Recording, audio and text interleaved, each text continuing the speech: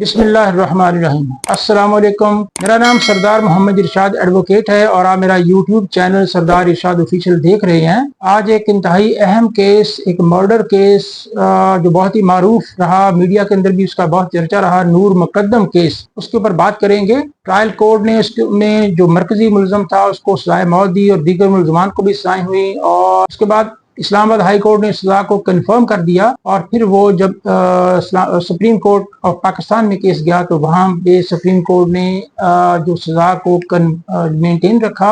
ये केस इस हवाले से नहायत अहम है और क्रिमिनल ज्यूरिस्प्रूडेंस में एक किस्म का संगे मील है, क्योंकि इसमें जो डायरेक्ट एविडेंस, ऑकुलर अकाउंट्स इसमें नहीं था, कोई ऑकुलर एविडेंस इसमें बिल्कुल भी नहीं थी। इसमें तमाम की तमाम जो कन्विक्शन है वो purely on the basis of circumstantial evidence record हुई है। इसमें जो सीसीटीवी फुटेज है उसको बेस बनाया गया, उसको प्राइमरी एविडेंस का दर्जा दिया गया और इसके ऊपर तफसीलन बात करेंगे। इस हवाले से बहुत अहम केस है और आने वाले दिनों में इसके ज़ाहिर है दूररस नताइज मुरतब होंगे।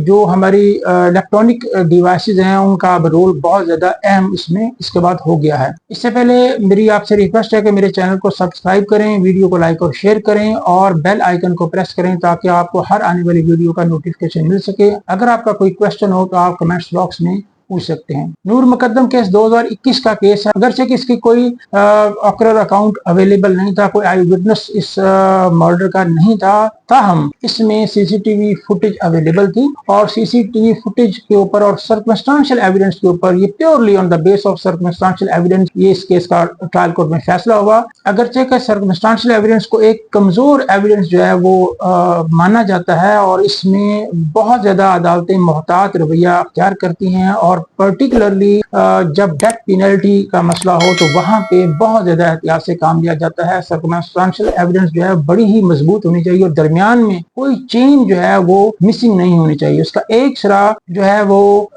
मकतूल के साथ हो और दूसरा उसका सिरा जो है वो मुलजम की गर्दन तक हो। दरमियान में अगर कोई भी चेन मिसिंग है तो फिर इसके ऊपर जो है वो कन्विक्शन नहीं होती। लेकिन इस केस में चूंकि जो सीसीटीवी फुटेज है उसको प्राइमरी एविडेंस का दर्जा दिया गया है, उसमें मुख्तलिफ केस लॉज का और पर्टिकुलरली जो अब लेटेस्ट डेवलपमेंट हुई है, नए कवानीन बनाए गए हैं, उनका भी रेफरेंस दिया गया है। जिसके बाद अब चूंकि सीसीटीवी फुटेज और ये जो इलेक्ट्रॉनिक डिवाइसेज हैं इनके ऊपर जो है इनको प्राइमरी एविडेंस का दर्जा दे दिया गया, जो कि बहुत ही अहम बात है। क्रिमिनल केसेस के अंदर कन्विक्शन में, ट्रायल में ये बहुत ही अहम जो है एक डेवलपमेंट है।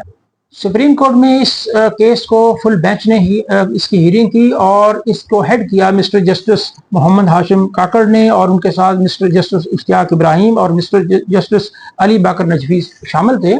और इस केस का टाइटल था Zahir Zakir Jafar versus the state. इसकी हियरिंग जो है वो 19 और 20 मई 2025 को हुई। इस केस में एक बड़ी इंपॉर्टेंट जजमेंट का रेफरेंस दिया गया है, वो है 2021 SCMR 873। इसमें जो पैरामीटर्स तय किए गए कि जो डिजिटल एविडेंस होगी, सीसीटीवी फुटेज वगैरह होगी, इस तरह की डिवाइस से रिकॉर्डिंग जो होगी उसको 2 स्टेप वेरिफिकेशन लाजमी उसमें डिक्लेयर की गई थी। सुप्रीम कोर्ट ने डिक्लेयर किया कि 2 स्टेप वेरिफिकेशन इस तरह की फुटेज के लिए जरूरी है। नंबर 1 कि ये किस सोर्स से आई है, इसकी रिकॉर्डिंग कैसी हुई है। उसके बाद दूसरी, इसके साथ जो है फॉरेंसिक रिपोर्ट इसकी जो लाजमी होनी चाहिए, जिसमें ये डिक्लेयर किया जाए कि इसमें किसी किस्म की अल्ट्रेशन नहीं हुई। इससे पहले ये डिक्लेयर किया गया था कि ऐसी जो कोई भी रिकॉर्डिंग होगी वो जिस शख्स ने रिकॉर्ड की होगी उसका भी कोर्ट में आके स्टेटमेंट रिकॉर्ड करवाना कि उसने ये रिकॉर्ड की है, ये जरूरी है, उसके बगैर इसकी वैल्यू नहीं थी।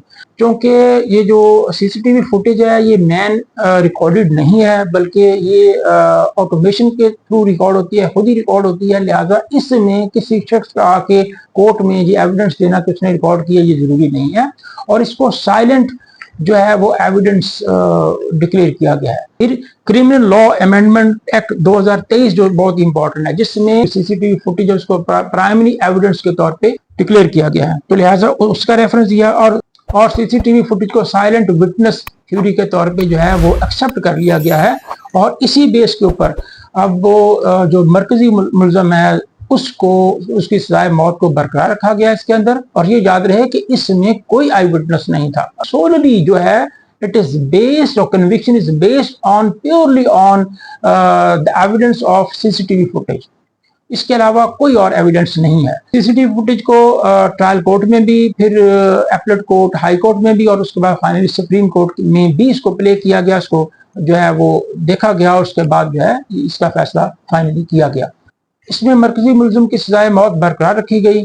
अलबत्ता उसमें जो दीगर दो मुलजमान थे, एक ड्राइवर और एक बावर्ची कुक जो था, उनकी सजा को जो वो थोड़ा क्वांटम को कम कर दिया गया, क्वांटम ऑफ सेंटेंस को कम किया गया, और अंडरगॉन में जितनी उन्होंने सजा जो जेल में भुगत ली थी उसी को काफी समझा गया, और उसके बाद उनको जो है वो रिलीज कर दिया गया। इस तरीके से ये जो बहुत ही इंपॉर्टेंट केस, और ये आने वाले दिनों में एक संग मील नो डाउट साबित होगा सर्कमस्टेंशियल एविडेंस के बारे में, और इसका पर्टिकुलरली ये जो सीसीटीवी फुटेज है, इलेक्ट्रॉनिक डिवाइसेस हैं, उनके हवाले से ये बहुत ही अहम इस केस है। और फिर इस केस के अंदर अहम बात यह है कि कोर्ट ने डिफरेंट कंट्रीज का रेफरेंस भी दिया है कि वो वहाँ पे इसको सीसीटीवी फुटेज को या इलेक्ट्रॉनिक डिवाइसेस को किस तरीके से लिया जाता है। उसमें कनाडा, यूएसए, यूके की मुख्तलिफ केसेस का रेफरेंस दे के बताया गया कि वहाँ इसके ऊपर रिलाय किया जाता है, और ऐसे ही इसी